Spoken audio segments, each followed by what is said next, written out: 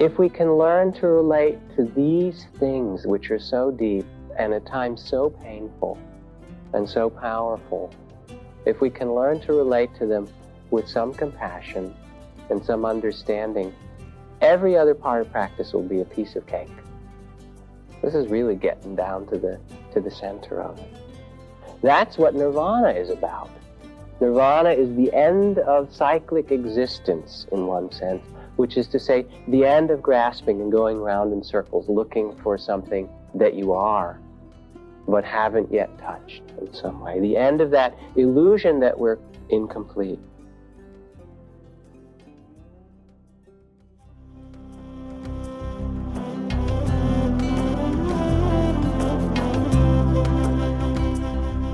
Hey, welcome back, fam. This is Ganesh Bremiller, Jack's assistant and latte-sipping elephant, here to welcome you to special episode 200 of Heart Wisdom. Amazing we've made it this far, and let's keep it rolling. This episode is entitled Hunger, the Illusion of Incompleteness. And it's all about Trishna, the Sanskrit word for thirst, desire, wanting, which I'm sure is something we've all experienced. Jack gets really vulnerable about his own thirst and wanting. He wanted to do a talk on abundance and instead just noticed his various hungers for different pleasures of life. And rather than just doing the talk on abundance, he decided to get real, as his friend Sharon Salzberg would say, and just talk about what was going on inside of him. So this is a really cool one. I noticed that this week in me, kind of serendipitously, it being midsummer, the Lionsgate portal, all this fire, I noticed an intense thirst for all the different pleasures of life. And I couldn't sit still, I was restless, so I went to a coffee shop, actually called The Bardo, which tickled me. And in this, Jack starts talking about, thirst, this wanting, this desire, this hole that will never fill, like the hungry ghosts, because of impermanence. Anything conditional or in time is never going to fill us up. And I'm looking up, and there's a sign at this coffee shop, this Bardo coffee shop, that says, "I have been thirsty, and I have been refreshed, and believe me, it is much better to be refreshed." And Jack, in this episode, dives into how we can actually become refreshed, and it's nothing conditionally, but something internally that we can do. So let's dive into some events. Jack actually has a very rare in-person event coming up, a 20th anniversary benefit dinner for Insight LA called Rising Together, the Heart of Compassion, where he will be with Trudy Goodman and Spring Washam, both Be Here Now Network podcasters. And this is on September 9th in Santa Monica. Then we have The Power of Awareness coming up starting September 13th, which has Jack Kornfield, Tara Brock, Conda Mason, and Devin Barry, all sharing a 7-week online training on mindfulness and compassion. And then on September 18th, this is free for anybody to join, the Spirit Rock Live online Monday night Dharma talk. He does this generally once a month, and he holds court, and it's a really beautiful thing to dive in with digital spiritual community. And that reminds me right there to give a shout out to Cloud Sangha, who brings together different groups of different various flavors, including Jack Kornfield groups online, so you can find community wherever you are. And you can go to cloudsangha.co/Jack Kornfield. So yeah, this is what we have coming up. And for now, I hope you enjoy this episode 200, Hunger, the Illusion of Incompleteness. May you be well, may you be safe, may you be happy, may you help others through the authenticity of your own being. Namaste.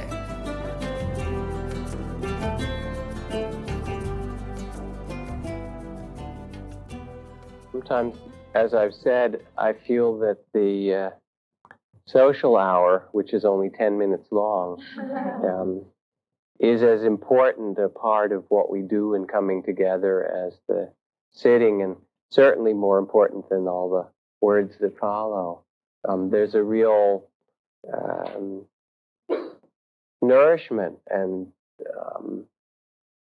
support that we give to one another just by knowing one another, or sitting together, or meeting other people of Sangha or satsang or whatever you want to call it.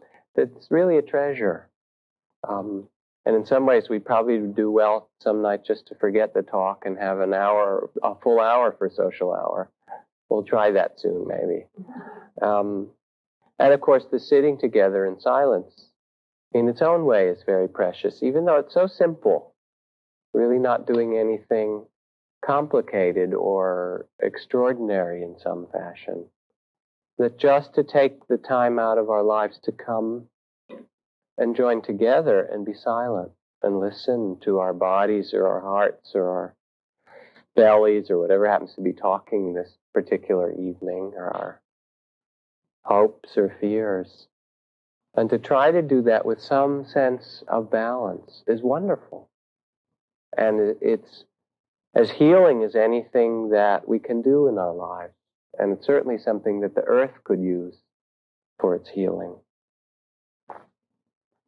So on previous weeks, just going back a few weeks, a couple of talks were done on kind of an exploration of spirituality and sexuality. Not terribly risque, but nevertheless, I think, relevant. And then that led into a talk on forgiveness, as I recall. And then a very lovely talk on surrender. I really liked that one. Thought it was good. It's like channeling. It's not like there's some spook or something out there particularly, but some nights that's what comes through, and some nights something else comes. And then last week, where I felt more like a fool and an idiot than anything else. And that was actually pretty interesting. It's not the first time in my life, mind you, that I felt that way. And what I'd like to speak about tonight is actually two things. A little bit about idiocy, just as I begin to really understand it more, but more significantly about hunger, which in my own case is related. It's interesting just to sit up here and be embarrassed or feel like what I'm saying doesn't ring true for me. Not that it doesn't have some okay words, but that there's some quality where it's a little bit false.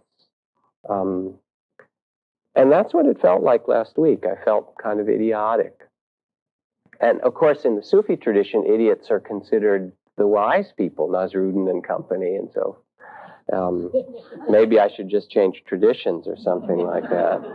There's a story of Nasruddin, who was acting in many ways as the wise man in this village where he was living, and he lived in a reasonably sane way. And anyone who asked him, "Now, how did you learn to live this way, or what is it that brings you to this kind of way of living?" He said, "I know what is in the Quran." And so he went on, and other people would ask, "Why is he the wise man in the village?" And everyone would say, "Well, he knows what's in the Quran." And that kind of passed around. And finally, there was a real idiot in the village, even more idiotic than Nasruddin. And they were sitting around one day in the coffee shop, and the true idiot came in, and someone asked Nasruddin why he was acting so wisely, and he said, "I know what's in the Quran." And the true idiot said, "What is in the Quran?" And Nasruddin said, "A bouquet of pressed flowers and a letter from my beloved friend Rumi." He gave away his secret.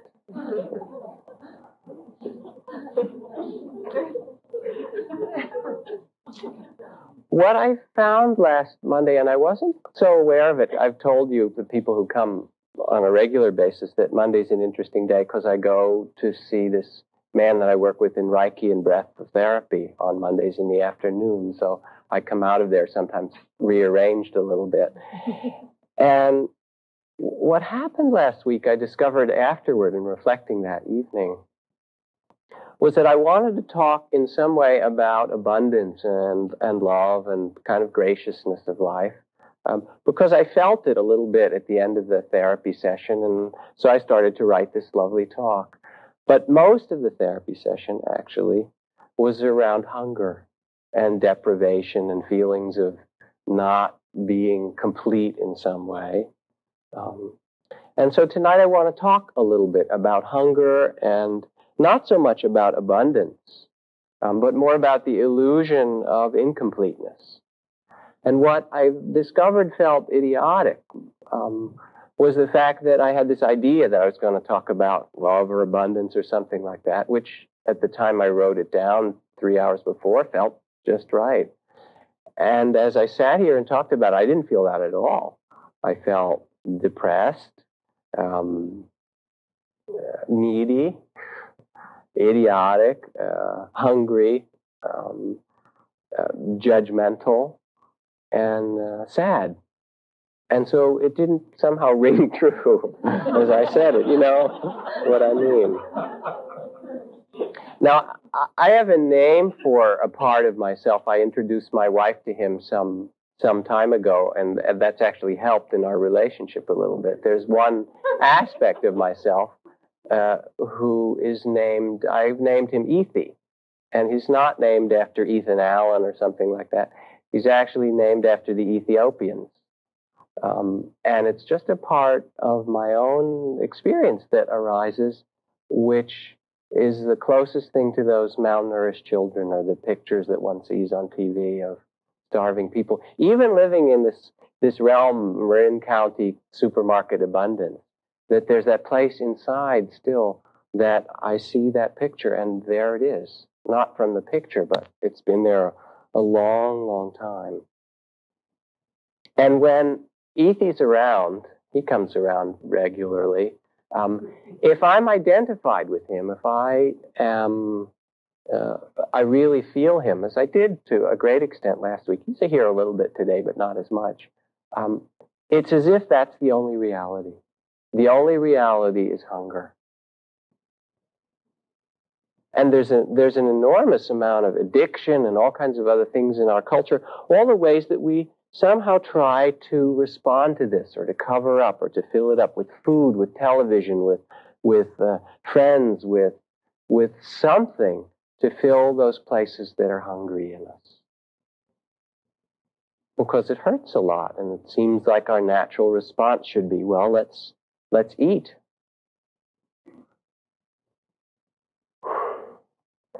But usually it doesn't really get in there and tickle the place that it hurts, that it itches. And yet our whole culture in some way is about trying to fill it.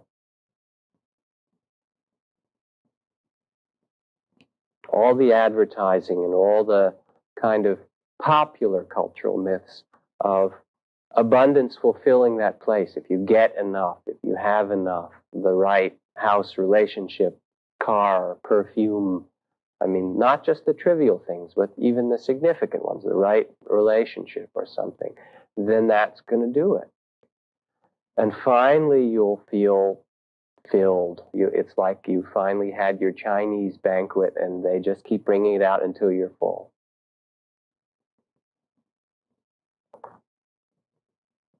It's kind of confused, though, really, isn't it? When we look at it or try to feel it, there are a lot of kinds of hunger. There's the hunger for food. There's hunger of the heart for contact or for touch or for appreciation or communion, just that someone else acknowledge us or recognize us. The hunger that's more akin to loneliness. The hunger from different kinds of loss that we have, that we want to fill because something that we had has disappeared. Kind of biological hunger for women, but men as well, especially having children or having families. It's another kind of hunger. And boy, when the heart is hungry or the body or the womb or something is hungry, it's very painful. It's very hard. I remember being in this state at another time. I was having a really hard time, and I had an interview, just a very short one, with Karmapa, one of the great Tibetan masters and teachers. And I went and I paid my respects to him, talked for just a few minutes, and then I looked in his eyes, and what I remember of that interview was just feeling like, it's so painful, can't you help me?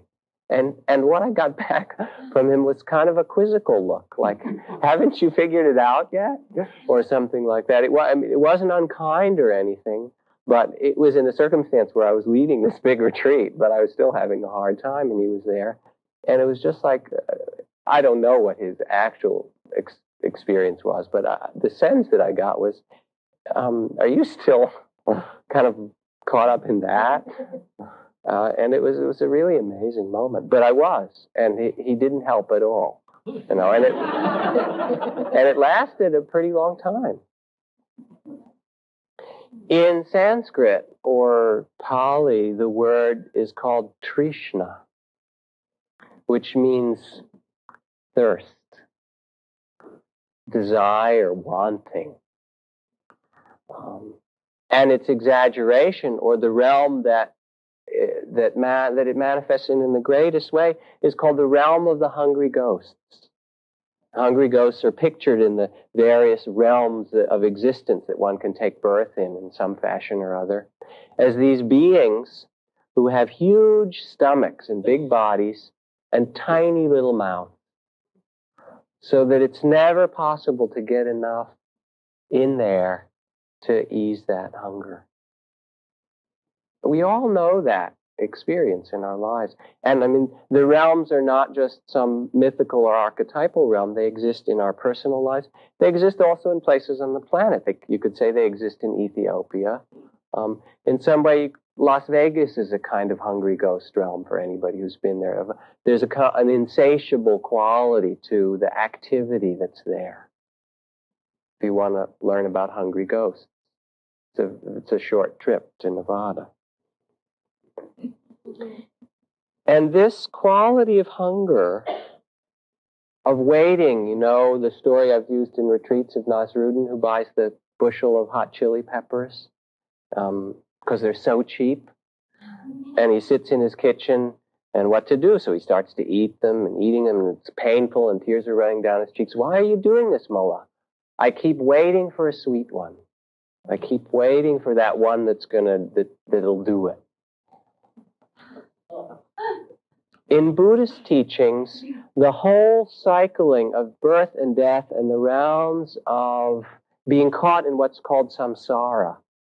Samsara is neurotic wanderings, is looking for fulfillment over and over through the heaven realms, in the hell realms, in the animal realms, in the human realm, more and more trying to get something that we desperately seek and don't have.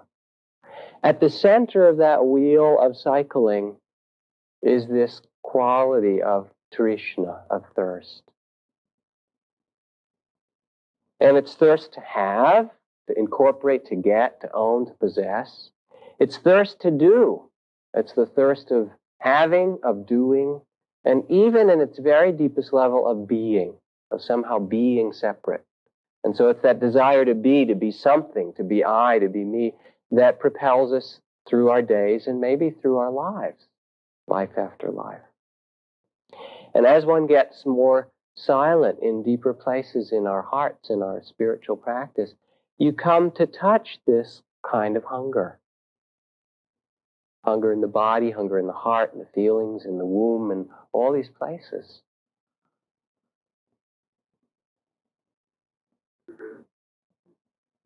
At the very most silent place in meditation, you can sense not just the hunger to have or get fulfilled. Those drop away after a while. You're sitting and you're relatively comfortable and you don't want a pizza so much anymore. Or you don't want a good sexual experience or something. That drops away a little bit. And then the hunger for contact with other people maybe drops away. Desire for those kind of sense things disappears. But in the very center, when you come to it, you find this very deep desire just to keep being, to grow, to exist somehow, which the Buddha called the grasping of these processes of life. The name for a person in Buddhist language is the 5 grasp processes. It's amazing. And you find that it's almost cellular, that attachment. You know it when your car almost swerves off the road, and you can feel every cell in your body, or very often it will kind of contract and say, I'm not going to give this one up quite yet. Very, very profound, very deep. level of holding, of attachment. So that's the force that we're talking about. It's like the force that holds the nucleus of an atom together.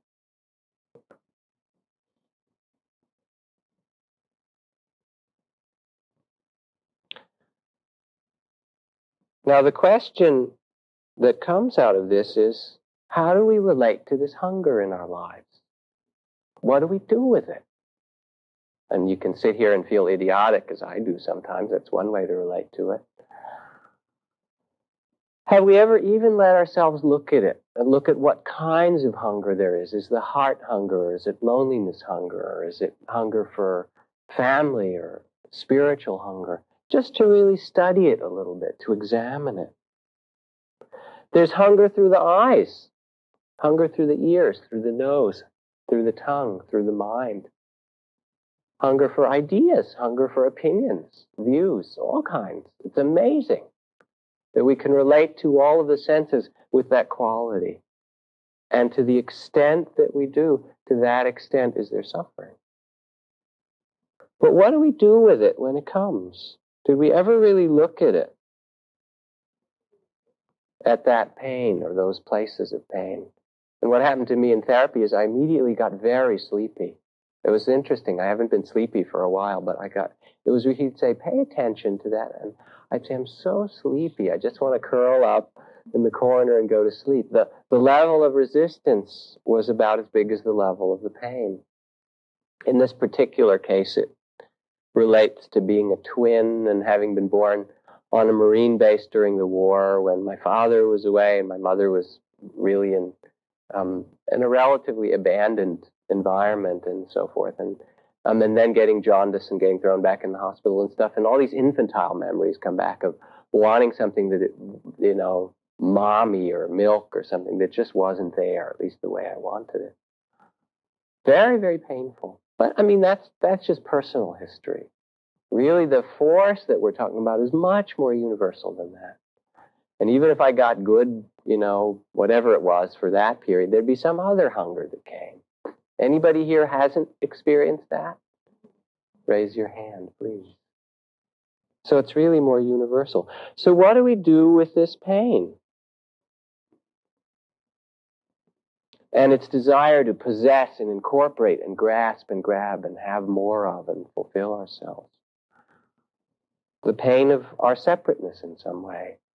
There's a Zen koan which talks about a cow.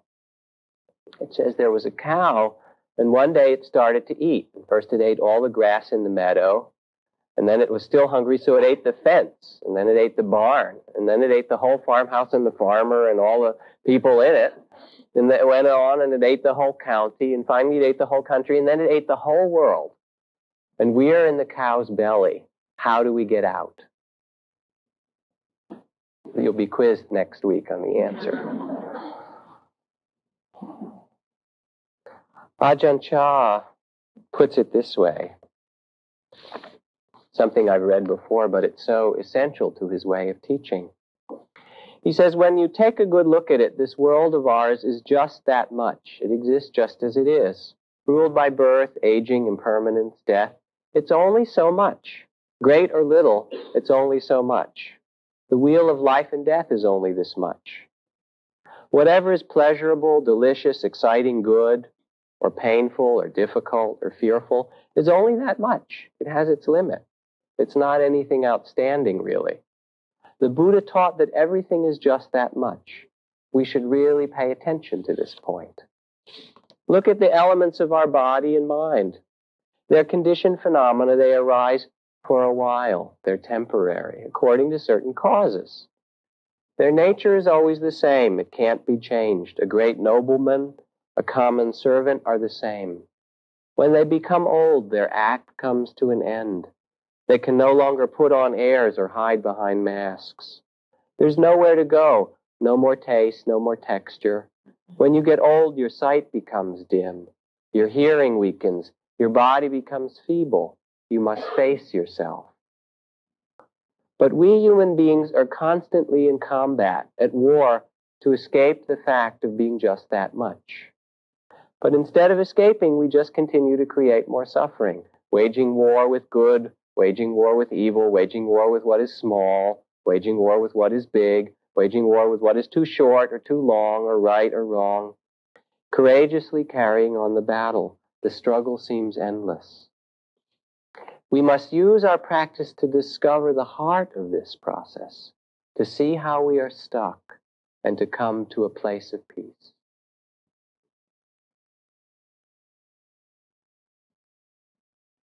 How do we relate to that inner child in ourselves?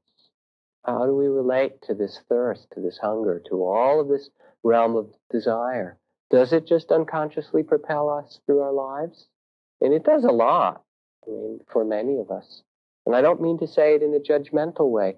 It's really a kind of inquiry. If you want to learn about the spiritual life, look at the nature of thirst or hunger or desire. Do we beat it? Do we say it's horrible? Are we frightened of it? Do we judge it? I dislike it quite a bit myself. I really do. It's one of the things that I find least acceptable in myself. There are a few others as well, but that's one of them. But what do you do with it? How do we treat the starving Ethiopian or the starving child in there? Do we condemn it or judge it? Or do we overstuff it? Okay, here, kid. They can't even take food in their stomach right away, actually, if you've ever been in that kind of circumstance. It takes a whole range of nourishment of touch, nourishment of liquids, of very simple things first, before any food can even be received and be digestible. If you just stuff it in, it just comes out the other end. What is the Ethiopia in ourselves, or the Nicaragua, or the Cambodia? How do we create that inner war, or that inner starvation? And what do we do with that? Do we protect it? Do we feed it? Do we nourish it? Do we fear it? Have we ever even really looked at it just to see it? This is the first noble truth of the Buddha in his teaching. It's the truth of suffering, of sorrow, of dukkha. And the question is, how do we relate to it? Can we learn to relate wisely, with wisdom, with understanding, with compassion? Do we know how to nourish? Do we know how to receive? Is there some sense of gratitude for the abundance that's actually amazing in our lives, even in the worst life in this room? The level of abundance, of seeing, of hearing, of what's been given to us, just that we've been given a body, that we hear the Dharma, all kinds of things, amazing abundance. The first noble truth, that the world of all the cycling existence of all these realms, none of them is basically satisfactory. If we look for them to fulfill us in some way, it never happens. That's a pretty amazing thing to look at. Don't have to believe it, but look at it, examine it. And there's certainly enough suffering around on the earth, which we've talked about in other evenings. The suffering of wars in 125 countries, or 115 countries, I forget what the number is, since World War II. And there are only 145 countries on the earth. Countries, we are included. We've been in the Korean War and the Vietnam War, and Central America now, other ones. And the suffering of hunger in some countries, literally of starvation, and grain elevators fill someplace else. Something is really awry in that.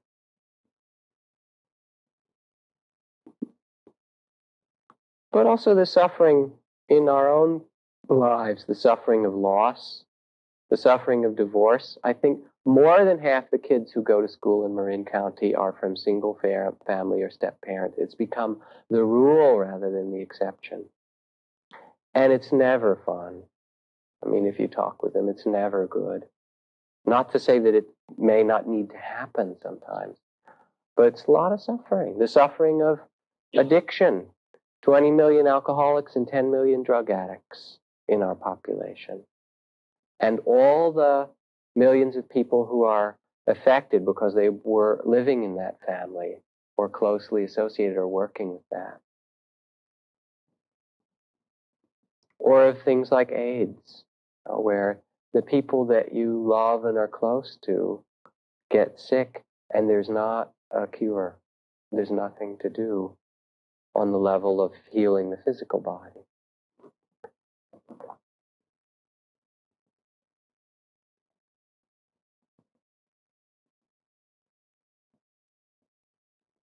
So what do we do with this hunger and desire and pain and suffering? How do we touch our bellies or our hearts or our bodies or our minds when they're hungry? Be gentle with the amount of pain that was entrusted to you. Like the mother of the world who carries the pain of the world in her heart, each one of us is a part of her heart. And therefore each of us is endowed with a certain measure of cosmic pain. You are sharing in the totality of that pain and called upon to meet it in joy instead of self-pity. This is also from the Sufi tradition. How do we touch that places in ourselves? Because the healing of it isn't going to come by more eating. We eat plenty. There's some other way that this suffering, this thirst, gets healed. It gets healed with a kind of tenderness and an acceptance and an awareness that touches it without fighting or resisting or indulging, that really is there for it the way that a baby wants to be touched. It was interesting teaching the other week with Ajahn Sumedho that I talked about so much last week. Because at one point he said he'd felt quite fulfilled in his life, and if it turned out that he was to die tomorrow, that would be okay with him. Which is a very wonderful way to live day by day. Well, a good friend of mine who's a practitioner of the path of shamanism and the kind of warrior path has recently gotten involved in hang gliding, which I used to do, and parachute jumping, which I've always wanted to do. So he told me about it. I said, I want to go too. I have not done that. And I like those kind of things. It's not so scary. I like roller coasters. There's some sense of just letting go that I really enjoy about it. So it's not like torture or anything. It actually looked like fun. So he said, fine, we'll do it in the spring when the clouds clear and stuff. And then I started to think about it. And I said, well, all right, if you go do this, are you ready? Are you ready in case the parachute doesn't open? You know, is this it? Do things feel complete? And I felt pretty complete, actually. And felt complete in terms of a certain amount of work I've done in my life that's been tremendously fulfilling, and reasonably complete with most of my relationships. And all of a sudden, this big red flag went up, and it said, kid. It said, 2.5 years, you're going to desert this poor baby. She's only 2.5 years old. And Ethe arose and said, no, he didn't like that idea either. I mean, because it sort of resonates, you know, one baby to another. And I saw really clearly how attached I am to her. I mean, if I die, I die. You know, I don't know, maybe I'll be terrified at the moment, but it seems like all right, I can handle it, I guess. I'll have to. It's something we all do. But it seemed really unfair that there was some big piece of unfinished business that parents have with children and that I feel directly. And so I listened to Ajahn Sumedho say that, and I shook my head and I said, I can't say that. You know, maybe I could say it in 5 years or 10 years or something when I feel like I've done my duty. And it's not just that it's my duty, but it's really from my heart what it feels right to do. So that is, what do I do with that fact of that attachment? And then we each have, or will find, not only our hunger, but our attachments if we look in there. How do we relate to that? Say, no, it's no good, and cut it out, and I'll just let go anyway, or something? How do we touch those places of holding in ourselves?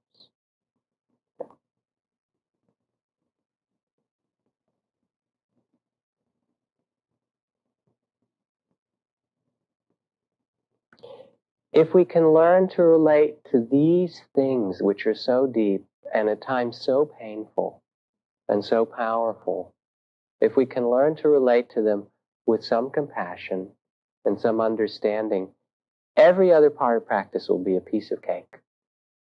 This is really getting down to the center of it. That's what Nirvana is about. Nirvana is the end of cyclic existence, in one sense, which is to say, the end of grasping and going round in circles, looking for something that you are, but haven't yet touched in some way. The end of that illusion that we're incomplete. But somehow we take it all very personally. That, as Ajahn Sumedho said the other week, that somebody's death is really a failure, that death isn't supposed to happen, or that illness is not supposed to happen, that that's really a failure. We haven't done it right in our lives. Or that hunger is somehow a bad thing, that we should be more fulfilled than that. Or our greed or our judgment or something that we see is wrong. And so somehow our mind takes it and makes something that we have to fix that's wrong, that's incomplete, out of it all. Remember that thing from Suzuki Roshi? I've read it so many times, but to me it's in some ways the most compelling passage in all of Zen Mind, Beginner's Mind, when he's dying of cancer and he calls everybody together, his students, and he says, if when I'm dying, if I suffer, that's all right, you know. That's just suffering, Buddha. No question in it. Maybe there'll be some physical agony or spiritual agony for you and for all of us. But that's all right. We should be grateful to have a limited body like mine or like yours. If you had a limitless life, it would be a real problem for you. What an amazing thing to say. If when I die, if I suffer, that's all right, you know. That's just suffering, Buddha. What a heart to say that's okay. That pain is okay. That hunger is okay. That death is okay. That life is okay. That pleasure is okay.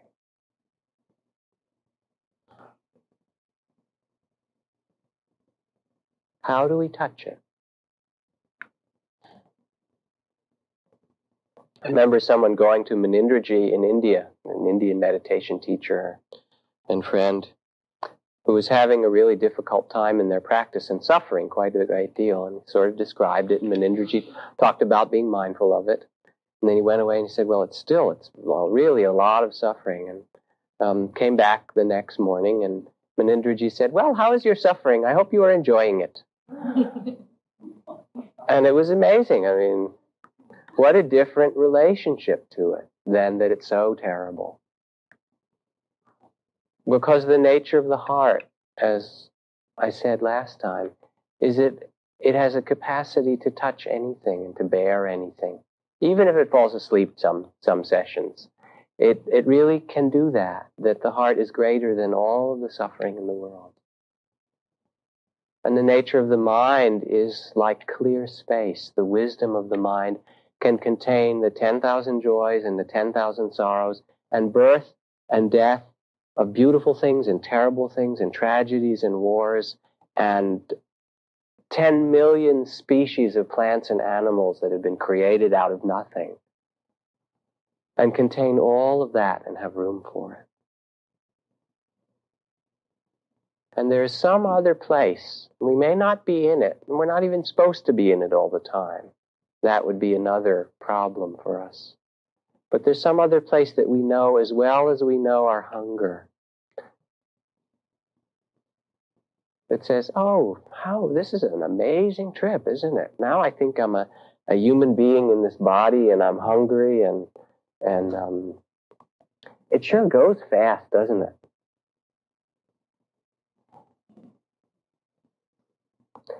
A place that can see this whole of life with the eyes of Suzuki Roshi, the eyes of a Buddha, the eyes of compassion. It says, suffering Buddha, happy Buddha, sad Buddha, moon Buddha, sun Buddha.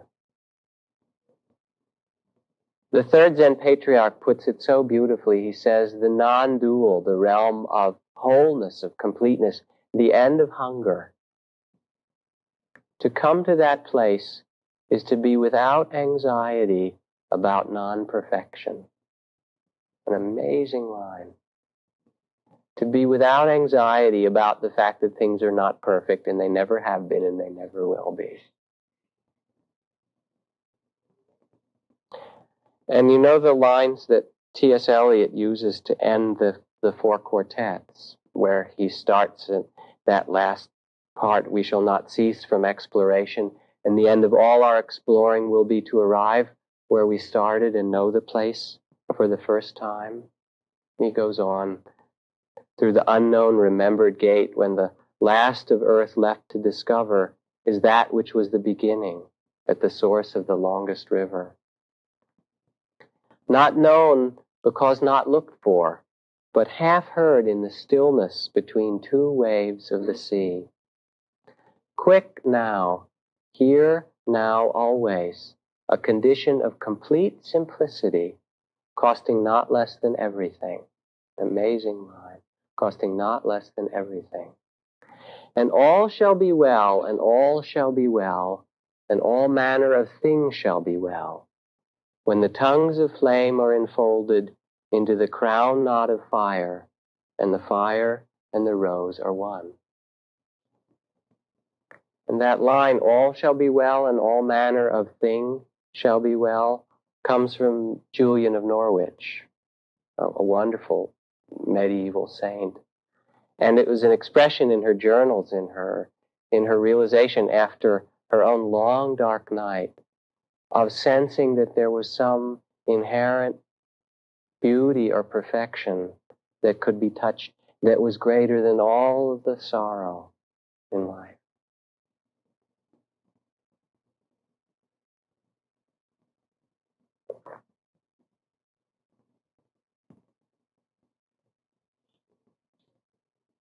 It's a very odd thing to be a human being, to have a physical body and to sense ourselves as separate and go through the motions of our days of feeding it and taking it around and walking it and bathrooming it and things like that. And trying to find some meaning out of it all. Because there's so many levels. Our physical experience, our emotional experience, and then all those other places. It's kind of mysterious.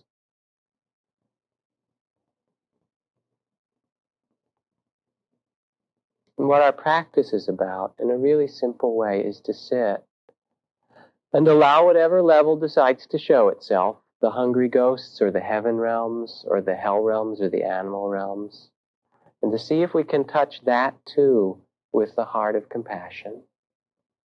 And to see if we can get a little bit of perspective and say, that's a pretty interesting one. Look at that one too. The wisdom that doesn't take it all quite so personally.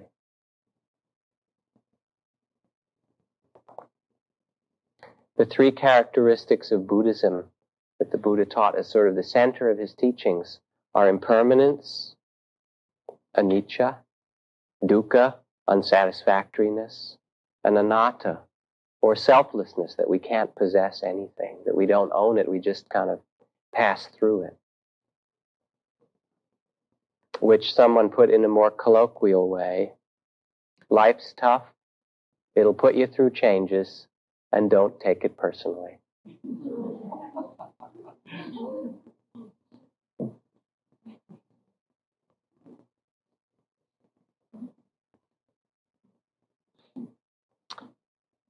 End of sermon. Let's take a little bit of time, if you would like, for comments or discussion or questions or anything. Please. 2 weeks ago, Ajahn was talking about being a celibate monk and, barefoot celibate monk, 1 meal a day, that he needed to do it. That's the way he needed to practice. He needed to, I think he used the words, restrain himself. And he said, I don't know how you guys do it this way. Meaning being in the complicated world. And I guess what I'd like you to comment on is the sense of, we notice our hunger, and at what point do we restrain ourselves? Mm. So the question, did people in the back hear it? The question is about restraint. One of the two teachers a couple of weekends ago, Ajahn Ananda, was saying that he needed to be a monk because he was so caught up in his desires as a layperson. He's been a monk for 15 years now, but he found himself so undisciplined that he voluntarily chose a system, a way of living that's very simple, barefoot, 1 meal a day in his bowl, and so forth, as a way to bring him to a sense of ease or completion.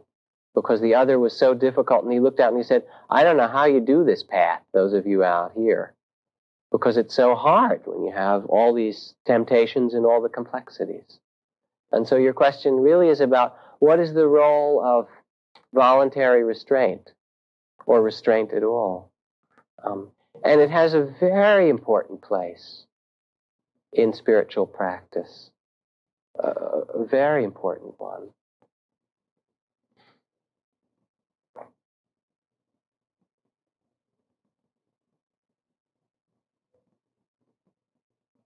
There are two extremes, really. One is suppression, which doesn't lead very far, as you probably noticed, because it comes out later, someplace else. It's attached to us.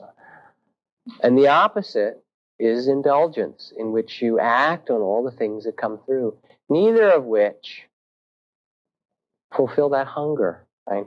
How many people have tried it with food or sex or drugs or something, and really done it a lot? And what you find is that it reinforces itself.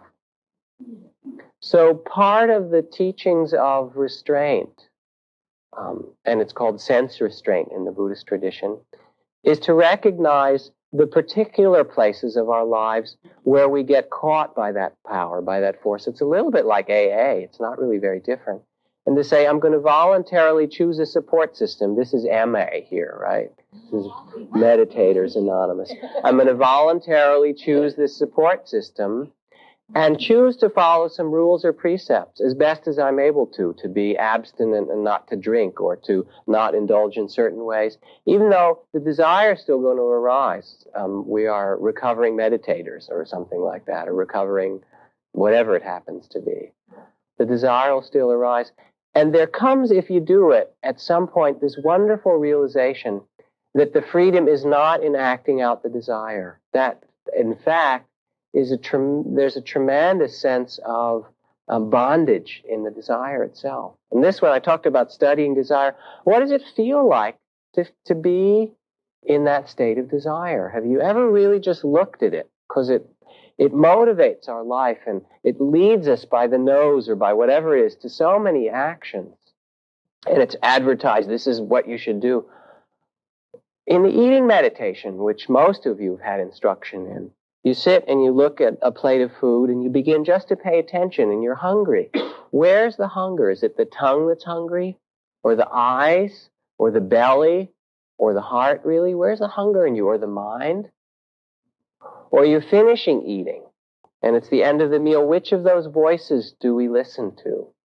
The belly says, very full, nice, comfortable. And the tongue says, yeah, but there's a little more of that really good stuff over there on the side of the plate. And the eyes say, yeah, and there's not only that, there's some more over there somewhere. And then the mind says, maybe we shouldn't overeat. And then another voice says, yeah, but you should finish everything on your plate. And you say, thanks, Mom, or whoever that one is. And there are 5 or 6 different voices that are there, or 5 or 6 ways that you experience hunger just for that plate of food. How many of us have really let ourselves just look at it, to touch it, to experience it, to begin to explore it? And when you do, you find that it's painful. Not that it's bad or good, nothing wrong with it. It's a state of tension. It hurts. You still may decide to try and fulfill it. Actually, the fulfillment isn't so much that you get the thing. That's not really what's so groovy about fulfilling hunger. You know what's so pleasant about it? Anybody notice? That it stops for a moment. It's actually the easing of the hunger that's so pleasant. Not so much the taste, but now I'm not hungry.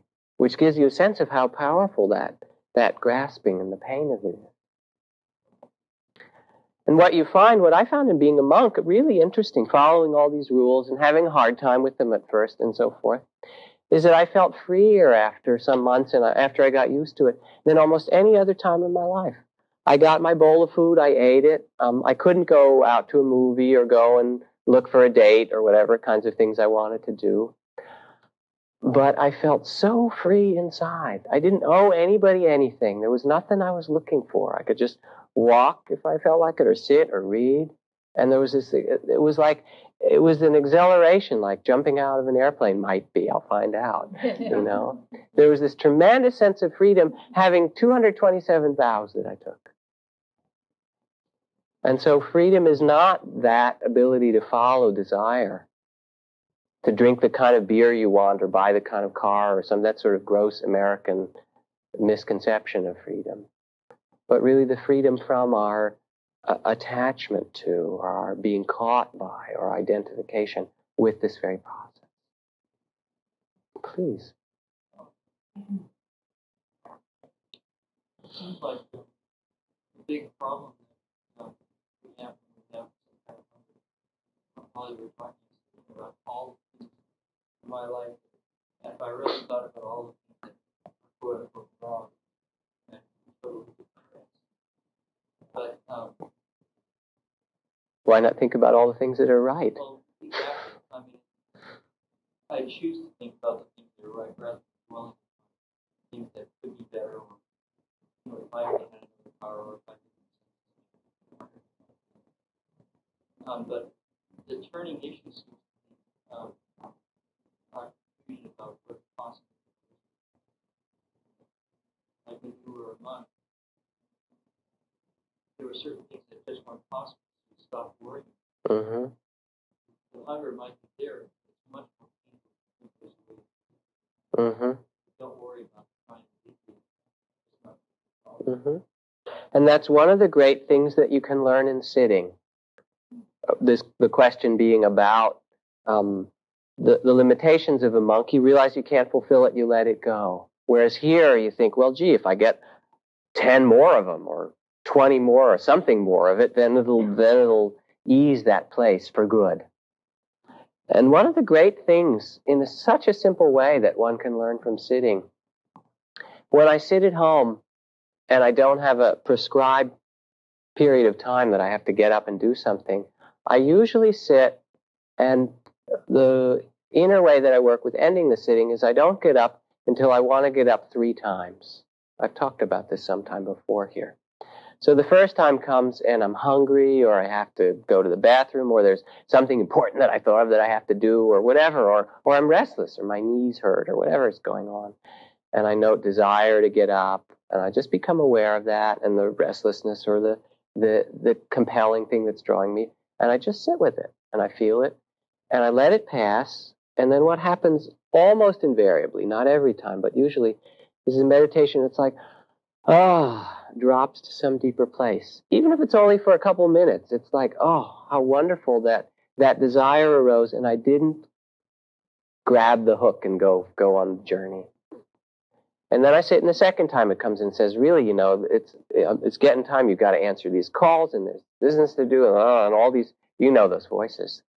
I say, desiring to get up, really wanting to get up, desiring, I feel it. And of course, if you look at it like anything for a while, then it passes. And then again, there's this, here I am. And there's a sense of contentment, or just being where I am, that's sweeter than any other part of the sitting, usually, that will come by that point. And then, of course, sometimes only 30 seconds later, or maybe 5 minutes later, or 10 minutes, or whenever it is, the third time comes. Now it's time, you got to get, okay, I'll get up, and I get up. And that's a very simple thing, but it's also very powerful, just to practice not doing. Not because fulfilling desires is wrong, fulfill as many as you like, but that there's some other place that is asking, that's yearning to be fulfilled, that desires don't touch. And you learn that in the simple act of sitting. So I appreciate that question. It's really a good one. Please. Going back to that tonight, I'm feeling a lot of pain about it. And it felt like my nerves were just right on the edge. And like The edge of? like on the edge of my skin. Uh-huh. It was like it wanted out, but there was no place to go. Mm. And as I said, I tried to just feel it. And the more I felt it, the more uncomfortable I was. And my back started hurting and my neck started hurting. And I thought, I started having an anxiety attack. Mm-hmm. I just wanted to get up and get the hell out of here. Right. And so I uncrossed my leg, or I tried to change. Mm-hmm. Then I started feeling all this energy coming in from everyone else around me.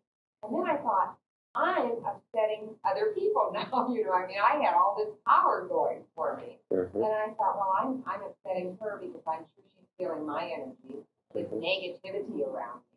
Terrible stuff. Go ahead. Awful. and I just wondered, Well, what'd you do then? Well, I just sat here and was uncomfortable and went through it because I forced myself to, But it wasn't comfortable. It wasn't fun. And I didn't like it. No guarantees in this meditation stuff. If you're looking for fun, I can give you a few other places to go before this. I've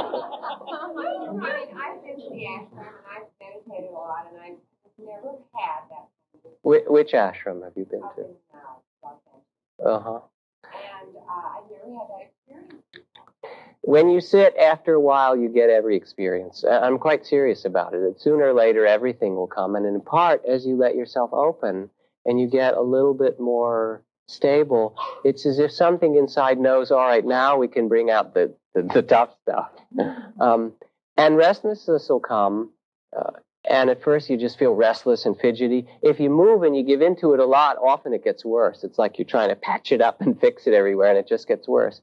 So if you sit still, sometimes just accepting it and kind of restless and feeling it, it will move through you. And in fact, there's all kinds of physical stuff that happens. Your body may shake or quiver or feel fiery or hot. And there's this, when I talked about that level of cellular holding or attachment, that stuff starts to open up as you sit.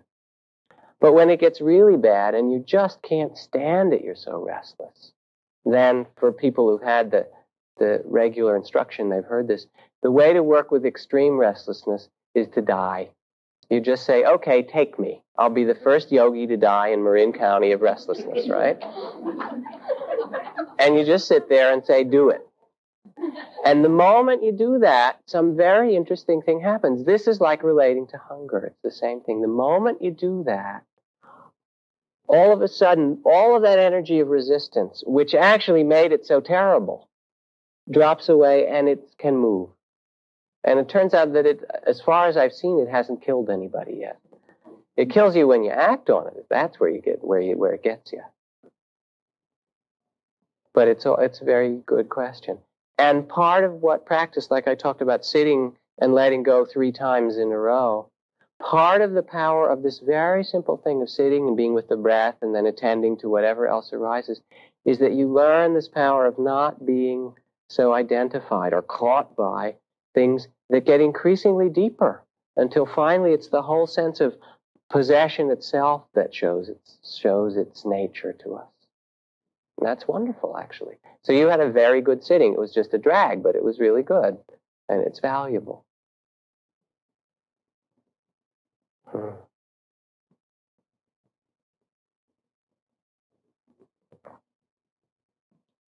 This week in your practice, we're just about at 9 o'clock, so this week in your practice, and I hope that people do some kind of a regular daily practice, even if it's short, because to come and have sense of community and sit together is wonderful, but it's not so alive unless we put our bodies and our ass on the line, in a way, and take the time to just be still and feel and face and open to and receive and observe with our eye of wisdom and our heart what's actually there in us each day, or as often as we can. This week, pay attention to hunger. See what kind, the hunger for sight, for taste, for love, heart, belly. And if it feels that in that hunger that there's pain and there's a sense of deprivation or emptiness that's unpleasant. If you can, stay with it, pay attention to it, feel how big it is, feel its texture, its quality, soften, open. And if you let that space of hunger be, it will turn into something else. I won't tell you what it turns into. And it partly depends which flavor of hunger it is, what it'll turn into. But if you can let yourself sit, and as you did with the restlessness, or with some other things that are mentioned, really let yourself feel it physically and emotionally, or whatever way it manifests, and open and experience it, and let that space actually get bigger, that hole, that emptiness, the deficient quality in it. Something new will come. Just let yourself see. Experiment. Truth is perfect and complete in itself, says Dogen. It's not something newly discovered. It has always existed. The truth is not far away. It is nearer than the near. There is no need to grasp after it or attain it, since not one of your steps leads away from it. Don't follow the advice of others. Rather, learn to listen to the voice within yourself.